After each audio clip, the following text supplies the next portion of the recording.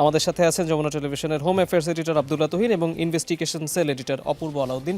দুজনকেই স্বাগত জানাচ্ছি। তুহিন, আপনার কাছে শুরুতে আসতে চাই, আপনি গোপালগঞ্জে আছেন এবং গোপালগঞ্জকে একটি নির্দিষ্ট দলের ঘাঁটি বলা হয়।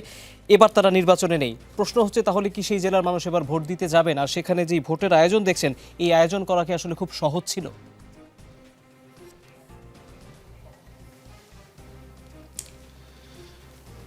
আসলে গোপালগঞ্জে এসে আমার একটা বিষয় লক্ষণীয় ছিল যে অসম্ভব নীরব।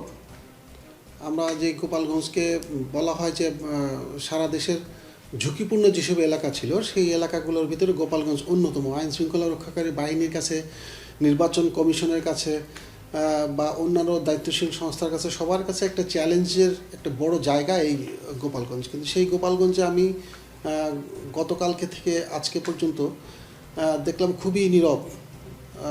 সাধারণ মানুষ, ঢাকায় যেমন একদম ফাঁকা হয়ে গেছে, এখানেও রাস্তায় মানুষ খুব কম, তুলনামূলক এতটাই কম মনে হচ্ছে এইখান থেকেও মানুষজন চলে গেছে।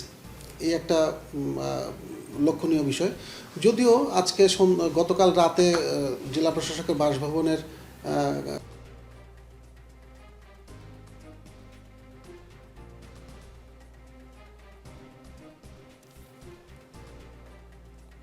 এই ধরনের ইস্যু ছাড়া সাধারণ মানুষের ভিতরে নানা রকম যোগ বিয়োগ চলছে। তারা একটা পক্ষ বলছে যে, আপনি যে বলছেন বড় একটি সমর্থক গোষ্ঠী ছিল আওয়ামী লীগ, তারা সেই অবস্থায় আছে, তারা ভোট দিতে যাবে না এমন কথা আমাদের বলেছে। তারা ভোট দিতে যাবে না, উপরের নির্দেশ বা তাদের দলীয় নির্দেশে, দলীয় সিদ্ধান্তের কারণে তারা এটা করছে। কেউ কেউ বলছে তাদের পছন্দের প্রার্থী নেই, তারা ভোট দিতে যাবেন না। এই একটা বড় একটা অংশ ভোট দিতে যাবে না। এই কারণেই অনেকে বলছেন যে তারা হয়তো সিদ্ধান্ত নিচ্ছে ভোট দিতে যাবে না। এই কারণে এখানে কোনো সংঘাত বা উত্তেজনার কোনো কিছু নেই। তবে আরেকটি লক্ষণীয় বিষয় যে, এই ভোট দিতে না আসা যে গ্রুপটা, ভোট দিতে চাচ্ছেন না, তাদেরকে কাছে টানতেই প্রার্থীরা খুব ব্যস্ত হয়ে পড়েছেন। তারা নানান রকম কৌশল অবলম্বন করছেন। বিশেষ করে ধানের শীষের প্রার্থীরা তাদেরকে বোঝানোর চেষ্টা করছেন যে, তোমরা যদি ভোট না দাও তাহলে অন্য তার প্রতিপক্ষ যারা আছে, 11 দলীয় যে জোট যেটা, তারা পাশ করে যাবে। আবার 11 দলীয় জোটের পক্ষ থেকে তাদেরকে বোঝানো হচ্ছে, তোমরা আমাদেরকে ভোট দাও, আমরা তোমাদেরকে সাথে মিলেমিশে থাকবো, নিরাপত্তা দেবো। এরকম ওই পক্ষটাকে সবাই একটু বোঝানোর চেষ্টা করছে। এই তাদের যদি অংশগ্রহণটা ঠিক থাকে তাহলে কি উৎসবমুখর পরিবেশে।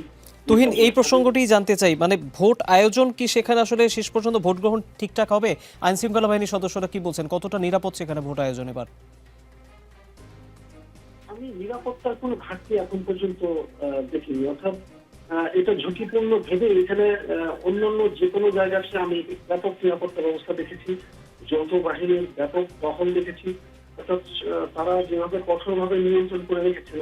আপনি জানেন যে আলোচিত সবশেষ জাতীয় নাগরিক পার্টি এনসিপির যে দেশব্যাপী যে সমাবেশগুলো হচ্ছিল, সেই সমাবেশের অংশ হিসেবে গোপালগঞ্জের সমাবেশের পর যে সংঘর্ষ হয়েছে, সেই সংঘর্ষের পরে বেশ কিছু মামলা আসবে। সেই মামলার পরে আওয়ামী লীগের বা তার অঙ্গ সংগঠন যাদেরকে নিষিদ্ধ করা হয়েছে, তাদের সক্রিয় অনেক নেতাকর্মী কিন্তু এলাকায় নেই।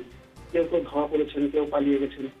তো এখন যারা আছেন বিভিন্ন জায়গায়, তারা ওই দলীয় বিভিন্ন সিদ্ধান্তের অপেক্ষায় থেকে রাজপথে সক্রিয় অংশ নেবেন, এই ধরনের সংখ্যা।